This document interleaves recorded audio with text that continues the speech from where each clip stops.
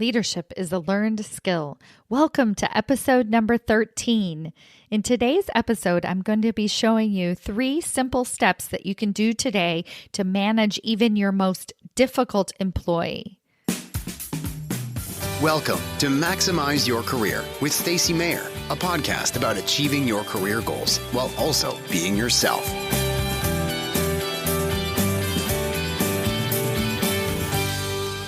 Hello, everyone. Welcome to episode number 13. I am so excited to be here with you today. No, really, I am. At the time of recording this episode, I have been working from home. My children have been home for a full week now, all because of the coronavirus. We are still in the very beginning stages. We don't know what to expect. And, it's just a very uncertain time for everybody. So to get us started, I want to give a shout out to my clients right now who are just really killing it.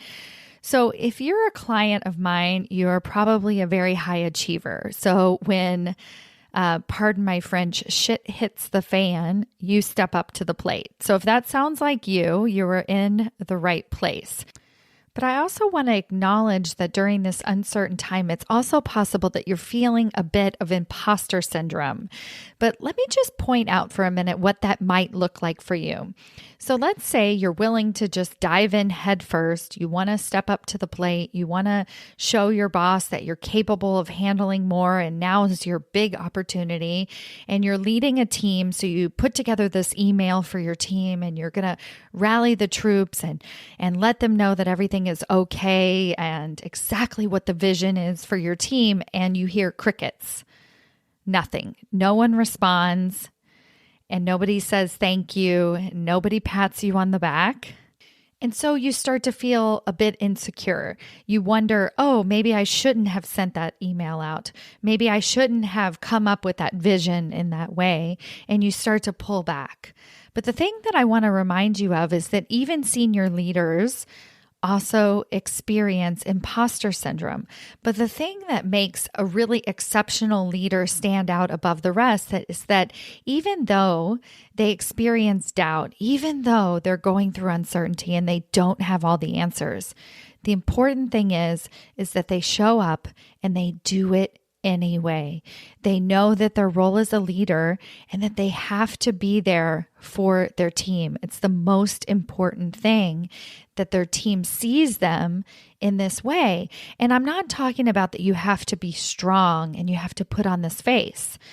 Actually, I'm talking about just the opposite. If at any time it was important to be vulnerable in front of your team, now is that chance. It's a chance for you to show them, hey, I'm scared too. Hey, I've never worked from home with my kids hanging out in the other room. Hey, I'm not sure that we have enough food to cover us for the next 3 weeks as we're staying inside our homes.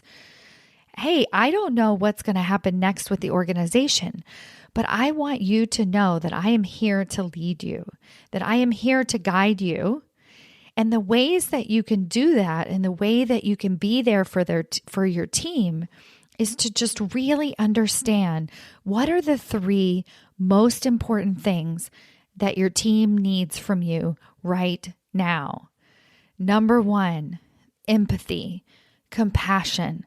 They need to see that you're a real human being. Number 2, they need FaceTime with you.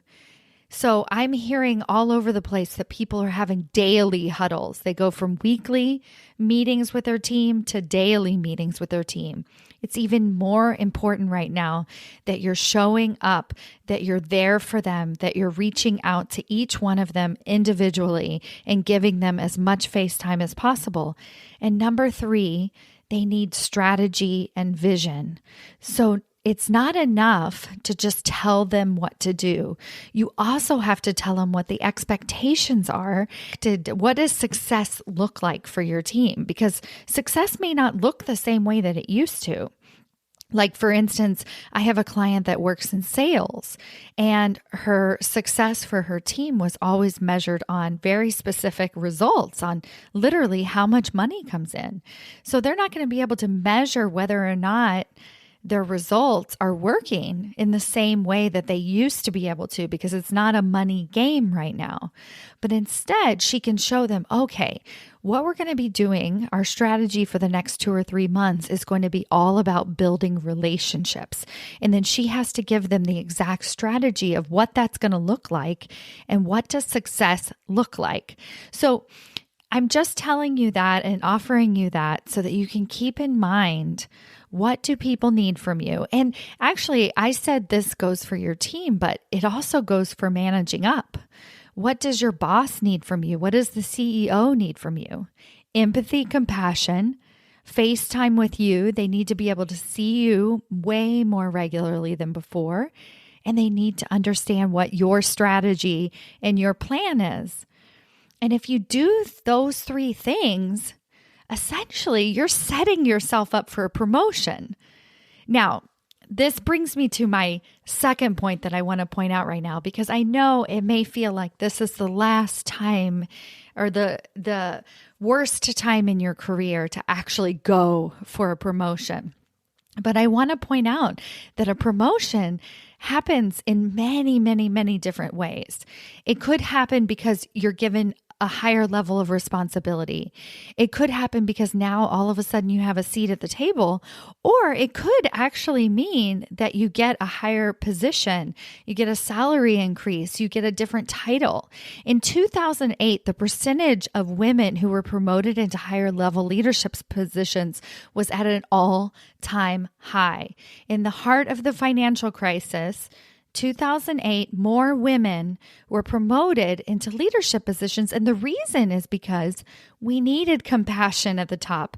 We needed that strong leadership. We needed a different voice. So if you are that type of leader, if you are a leader of the people, if you are a leader that understands and can see the bigger vision, then we need you now more than ever. So in today's episode, I'm going to be talking about how to manage your most difficult employees. Now, I know it may feel like this is not necessarily the time to come down hard on those difficult people that you work with. And it may seem like, oh, let's just let them slide. But I actually think it's just the opposite. I think that if you had a difficult relationship with one of your employees, it's only going to get worse during this time of uncertainty. And your instinct might be to pull away. It might be to just give them space.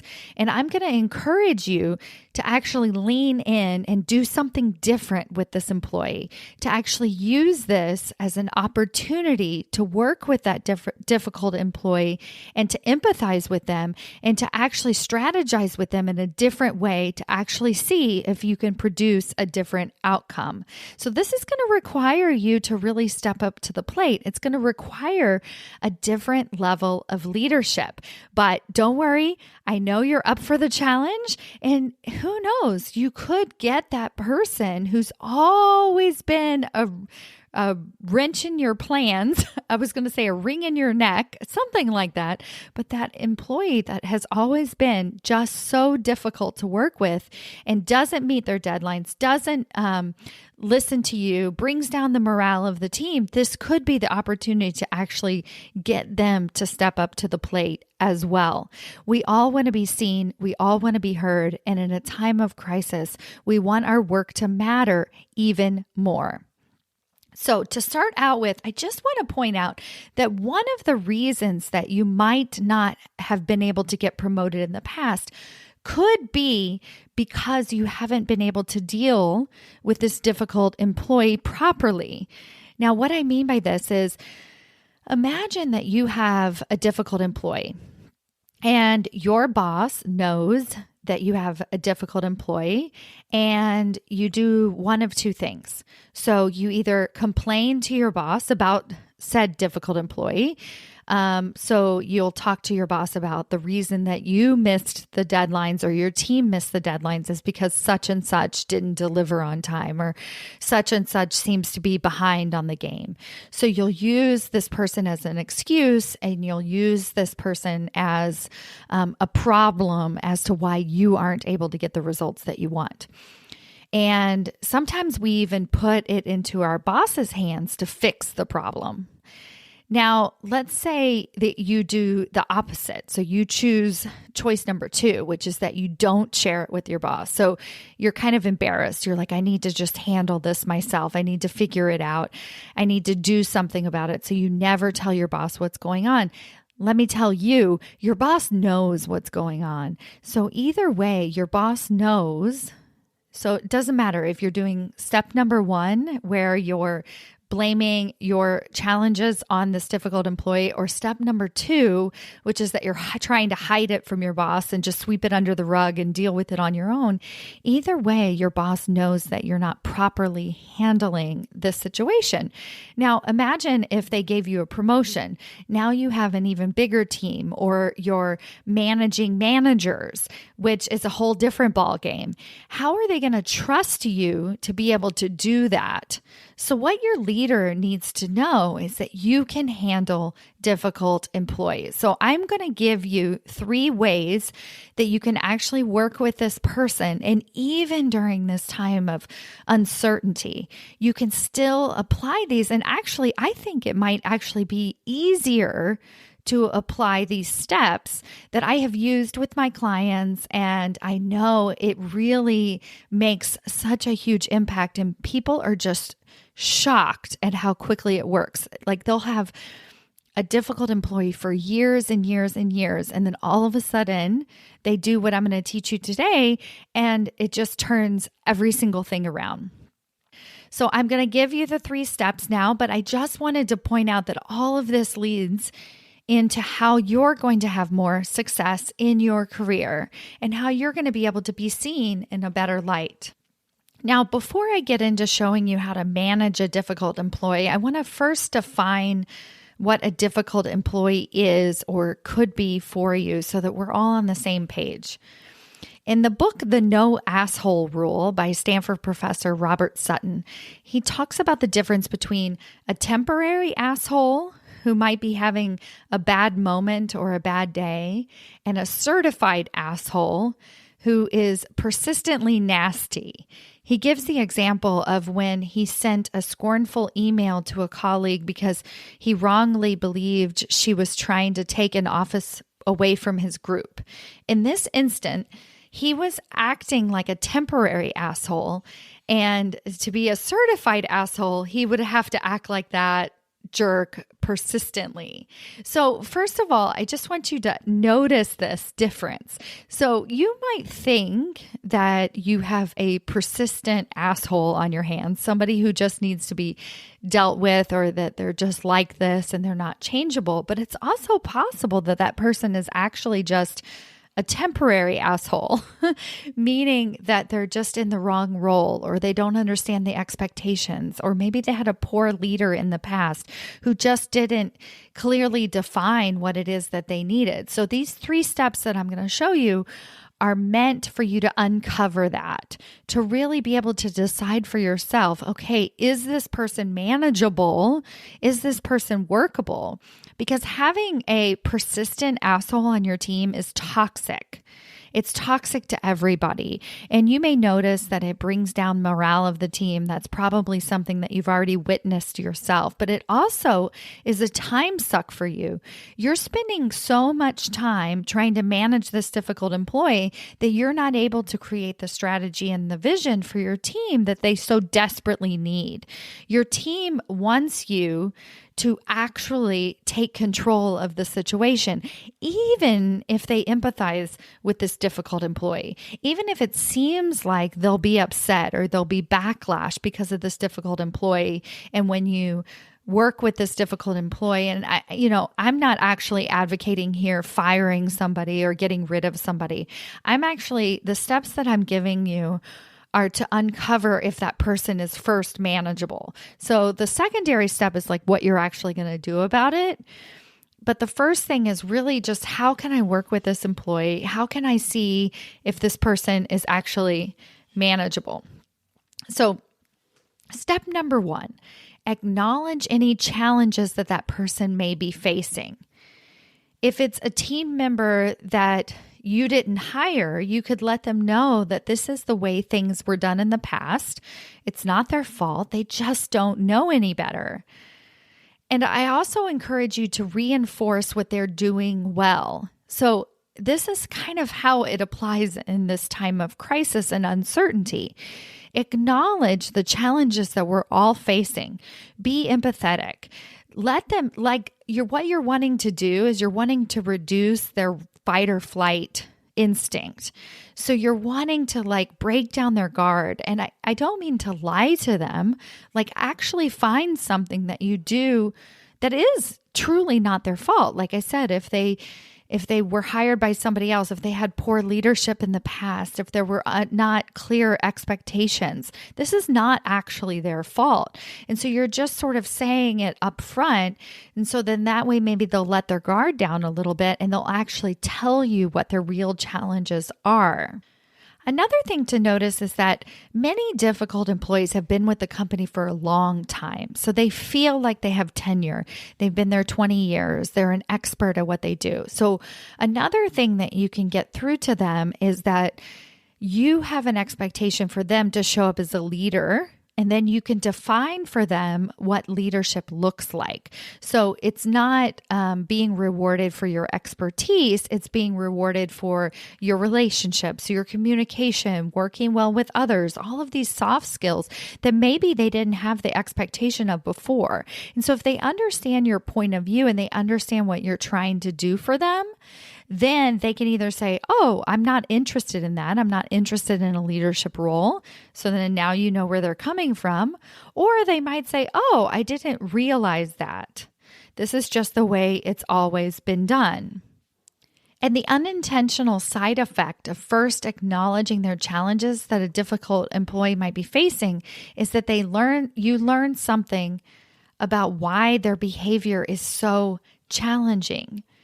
Not as their typical excuses, but it gives you actual clues. You may not even know what they were told directly by their previous boss that led to them acting so weird. So be open to being surprised, be humble.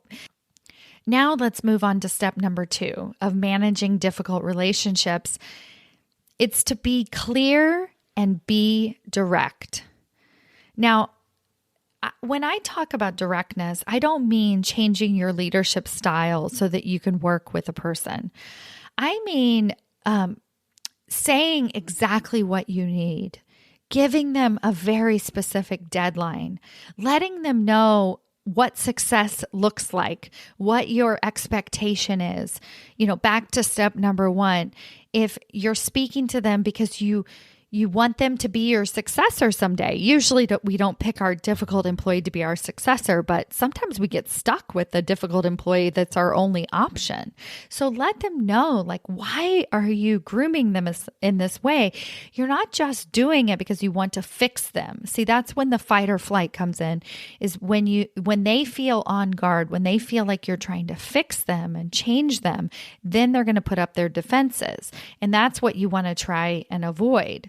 So another thing that ends up being a possibility that I hear a lot from people is that I've already told them once, twice, 3 times, and they just don't get it.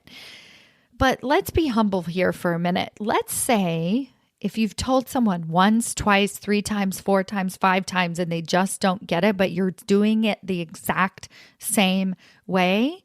Let's say that perhaps, just perhaps, maybe the way that you're speaking with them is not working. So do it again. But I want to encourage you to do it differently. So if you've been direct in the past in a certain way, figure out another way to connect with them and be direct. Give yourself 2 or 3 tries, trying many different angles before you just give up on the person. And like I said, any of this can be done even if it's a time of uncertainty, even if your employees are working remotely, even if something different is happening in the organization, you can be direct with them. You can set expectations. It's not unkind. This is not a time to just let people slide and get off the hook. You can be an empathetic leader. I know you. You are compassionate. You are empathetic. You can be that rock for them. And you can also be direct. Direct doesn't mean that you're a jerk, especially if you do the first step and you actually acknowledge why perhaps they have this certain type of behavior. So if you do the first step, then you won't come off as a jerk. You won't come off as too direct, or you won't have to alter your personal leadership style. And then step number 3 is to set them up for success. And this is so important. So many leaders, they try to look to the future when they're dealing with a difficult employee, and they say, well, I don't want to have to keep micromanaging them. So I don't want to micromanage them now. So I'm just going to tell them one more time that they need to get this to me. No. Tell them that they need to get this to you, and then check up on them and check up on them again and see how they're doing, and maybe sit down with them and actually walk them through it. Spend a little bit more time with them to actually set them up for success. Work with them a little bit more than you would with your other employees. I'm telling you, if you put in the legwork now, it will save you so many headaches further down the line. So just really think about it. How can I go above and beyond right now to eliminate and open up time in the future? So be willing to do that. Be willing to sit down with them. We're in a time, like I said, where people are having daily huddles instead of weekly huddles. So have extra one-on-ones with your difficult employee. I know that difficult employee is the last person you want to be talking to, but do it. Just do it and actually get them across the finish line. So those are the 3 steps. Acknowledge why their behavior could be that way. And step number 2 is to actually be direct, give them firm deadlines, set boundaries, let them know what your expectations are. And number 3 is to set them up for success. All 3 of these steps will not only give you clues onto whether or not this person is manageable, but hopefully in the long run, it'll actually turn that difficult employee into an exceptional employee. It is possible, and I have seen it happen over and over again. We are at a time when people need you to be a leader. They need you to step up to the plate.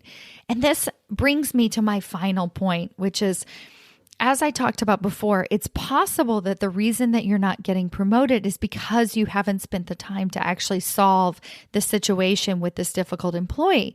So it's important that you're checking in with your boss along the way about what's going on.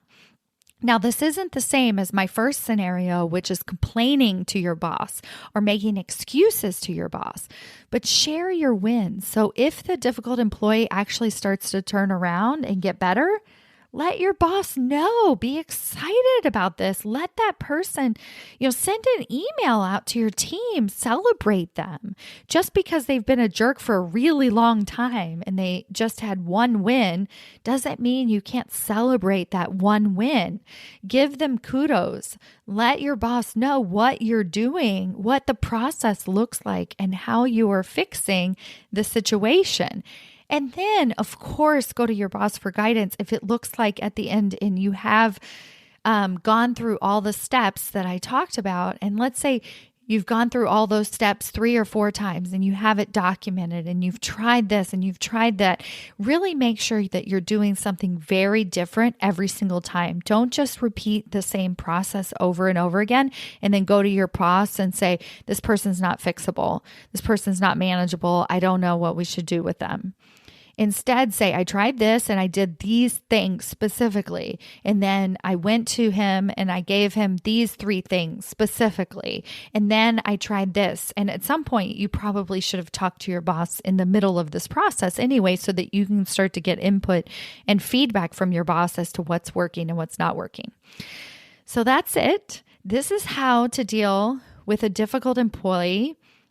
I wish you all the best during this challenging time, but I'm also very hopeful for what lies ahead for the future of leadership.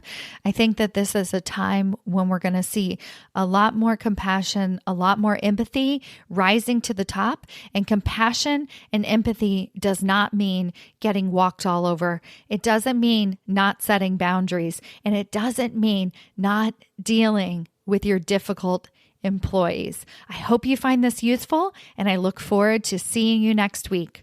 Bye. Before you go, I want to share with you a very special opportunity to work with me personally as one of my private coaching clients. My coaching program helps talented directors get promoted. My methodology takes talented professionals from underappreciated, underrecognized, and underpaid to respected rising star. So if you're ready to take your career to the next level, then I invite you to hop on the phone with me for a free discovery call. On this 50-minute call, we will get crystal clear on exactly what is holding you back from success.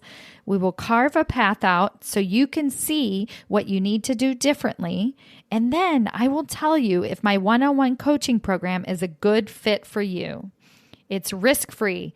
Sign up at stacymayer.com/apply. That's STACYMAYER.com/apply.